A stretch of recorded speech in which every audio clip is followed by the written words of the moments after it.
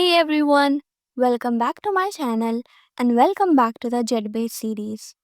In the previous CRUD series, we learned how to store, display, update and delete data in Firebase real-time database.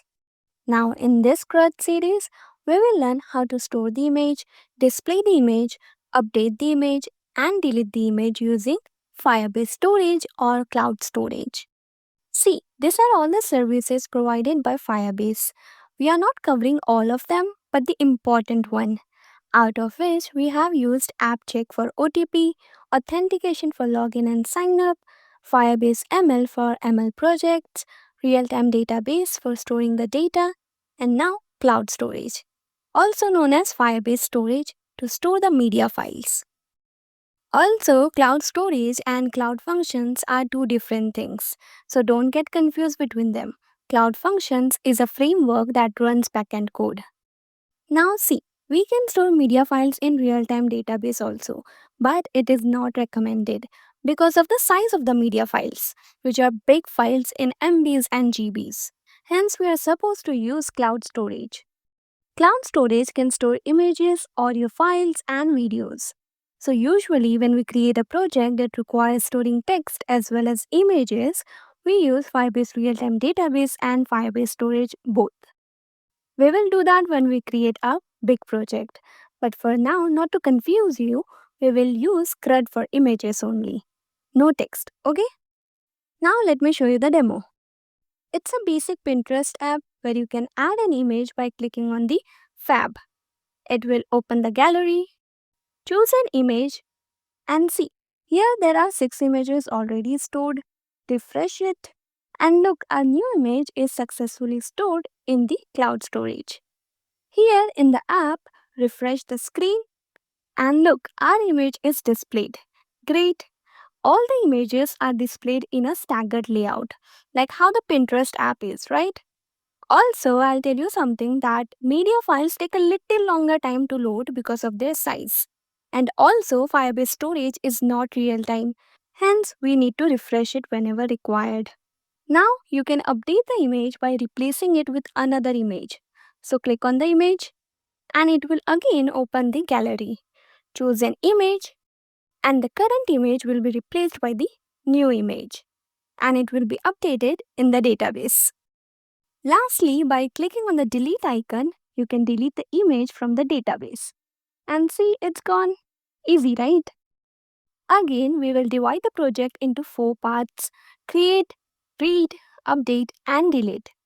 This is our create video where we will only store the image in the database. Okay, so let's write the code for it. Open Android Studio, choose empty views activity, name the project My Pinterest app, and click on finish. Let's set up the Firebase. Open Tools, Firebase, choose Cloud Storage, and click on Get Started with Cloud Storage. Then click on Connect to Firebase. It will open the Firebase console automatically. I'll keep the name as it is. Follow the steps as shown on the screen.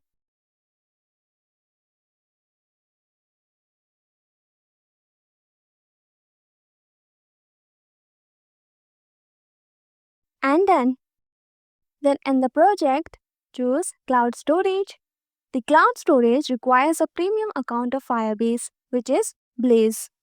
Currently, I am using Firebase Spark, which is a free account.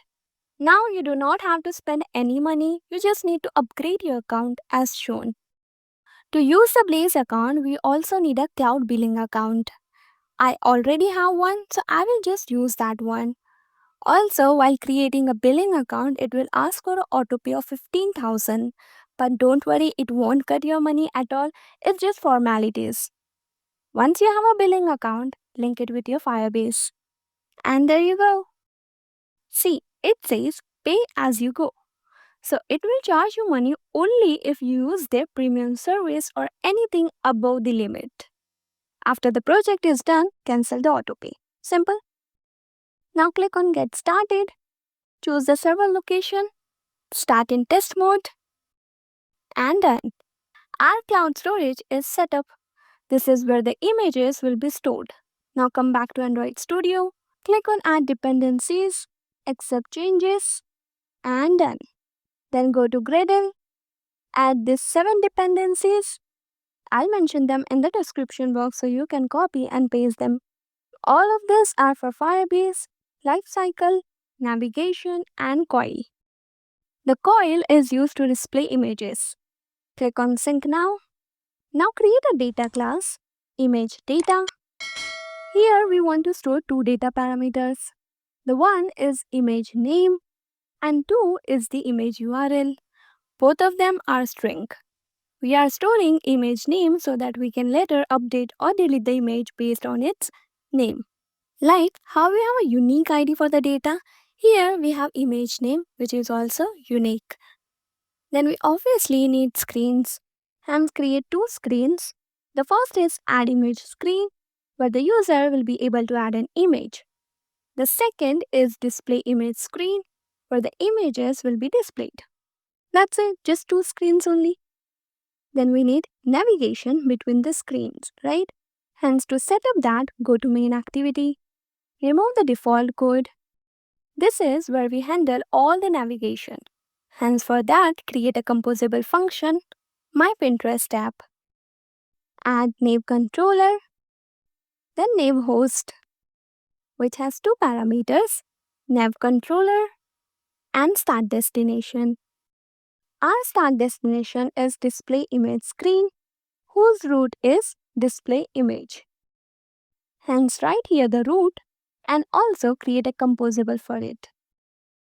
Then create another composable for AddImageScreen, whose root is AddImage, and done. These errors will be gone after completing the code. Do not forget to call MyPinterest app function here inside the setContent. Then, next, remember how we used to have a repository for CRUD to store its instructions? Likewise, we will create a view model where we'll store the real logic for CRUD. You know what a view model is, right? View is the UI, model is the data, and view model is the logic. That's how I remember. Consider this image data class as the model, these 2 screens as the view, and now the view model. This view model will consist of CRUD logic like uploading the image, fetching the image, updating the image, and deleting the image. Hence, create a first variable firebase storage, which initializes firebase storage. Then create image data list, which consists of mutable state flow, list of the image data class. Initially, it is empty. This image data class will consist of all the images stored in the database. Simple. Now, as we are only storing the image today, hence we will write the logic only for upload image. Create an upload image function whose parameter is URI. URI stands for Uniform Resource Identifier. URI is not URL. URL stands for Uniform Resource Locator, which specifies only the location of the data. But a URI can be a name, location, or both. We are storing image name and image URL both, hence we are using URI. Got it? Basically, we are uploading an image to Firebase storage and saving its download URL. It starts by creating a unique file name using uuid.randomuuid.toString. This ensures that each image has a different name. Then we create a reference to where the image will be stored in the Firebase using firebase-storage-ktx file name. Remember how we used to have a child node as ID? Here we have a child as a file name.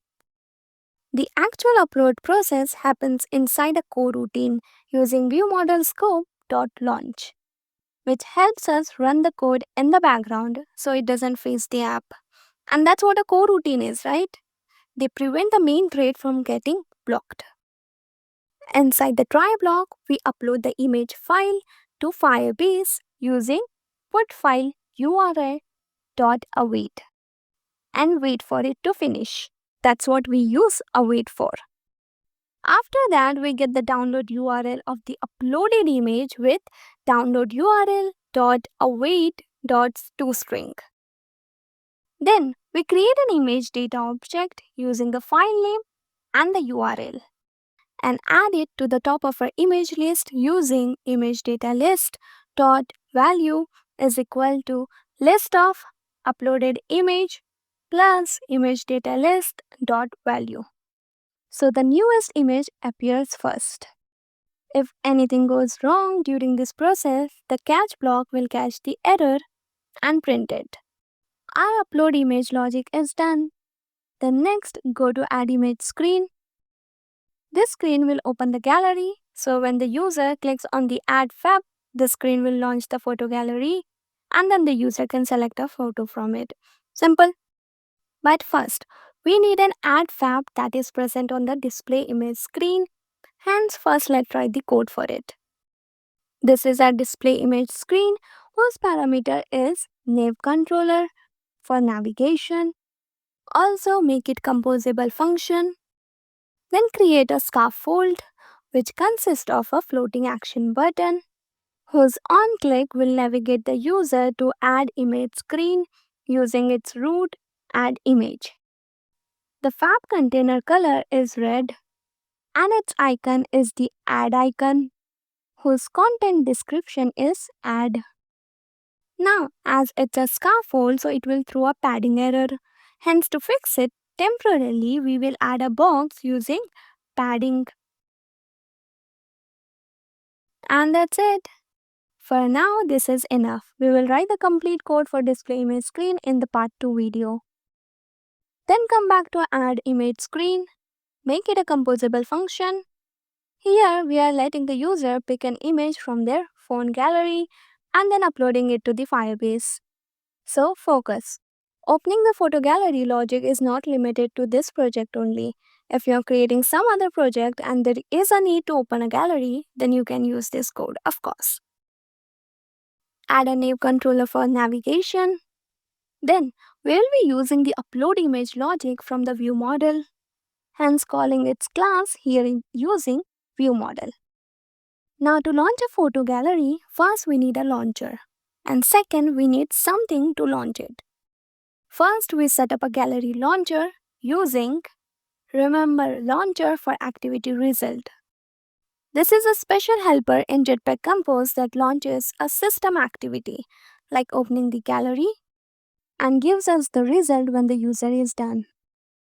We use activity result contracts dot start activity for result because we want to start an activity and get a result back. Inside the result block, we get the selected image using result.data .data. This gives us the image URI, which is basically its location on the device. We check if URI is not null, and if it's valid, we pass it to our upload image function in the ViewModel to start uploading it to Firebase.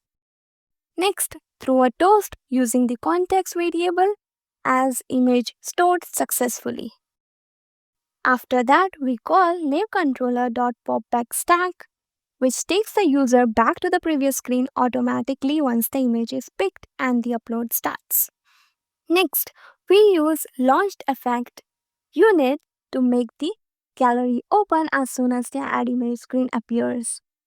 Inside it, we create an intent using intent.actionPick mediastore.images.media.external content URI, which tells Android we want to pick an image from the gallery. Then we launch this intent using gallery launcher.launch gallery intent. So in short, as soon as the screen is opened, the gallery pops up, the user picks an image, we upload it, and then navigate back all in one flow. And with that said, our storing the image code is done. Now let's run the app and check. There was a duplicate class error, hence remove firebase storage and keep only firebase-storage-ktx. Now let's run the app again and see. This is our first screen, display image screen, which is obviously empty because we have not yet written the code for it, but we did write the code for fab. Hence click on it. Look, we are navigated to the photo gallery. I'll choose an image and we are navigated back to the display image screen where the toast says image stored successfully. Refresh the database and see we have the image name as well as its URL in the database. Now in the next video, we will display that image here in the display image screen using staggered layout. Okay? So yeah, that's it for the video. If you are new to this channel, then please consider subscribing to my channel and I'll see you in the next video.